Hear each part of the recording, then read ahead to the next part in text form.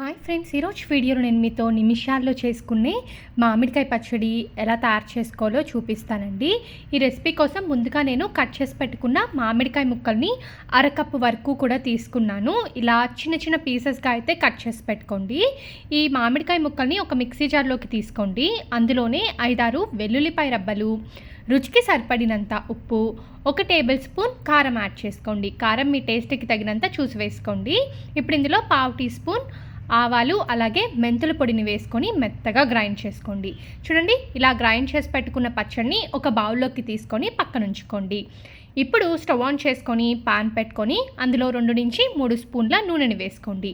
నూనె వేడెక్కిన తర్వాత పోపు దినుసులు వేసుకోవాలి. ఆవాలు, జీలకర్ర, శనగపప్పు, మినప్పప్పు మీకు ఇష్టం ఉన్నవన్నీ కూడా వేసుకోవచ్చు. ఇప్పుడు ఎండుమిరపకాయలు అలాగే కరివేపాకుని వేసుకొని ఫ్రై చేసుకోండి. మీకు ఇష్టం ఉంటే ఇంగువని కూడా వేసుకోవచ్చు. ఈ పోపు బాగా వేగిన తర్వాత ముందుగా మనం మిక్సీ పట్టుకున్నాం కదా, ఆ మామిడికాయ పచ్చడిని ప్యాన్లో వేసుకొని ఒక 2 నుంచి 3 నిమిషాల పాటు మంటని లో టు మీడియం ఫ్లేమ్ పెట్టుకొని బాగా కుక్ చేసుకోండి.